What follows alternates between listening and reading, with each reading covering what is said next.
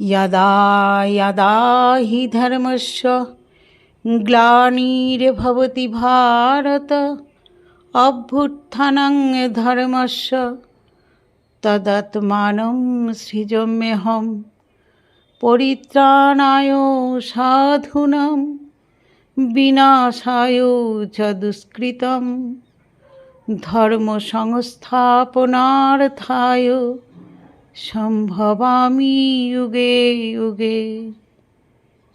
হে কৃষ্ণ, করুণা সিন্ধু দীনবন্ধু জগৎপতি, গোপেশ গোপিকাকান্ত রাধাকান্ত নমস্তুতে। অতঃপর অর্জুন যুদ্ধক্ষেত্রে অবস্থিত উভয়পক্ষীয় সৈন্যগণের মধ্যে পিতামহ, গুরু, পৌত্র, তাত, ভ্রাতা, শ্বশুর, মাতুল ও সুহৃদগণকে দেখিলেন।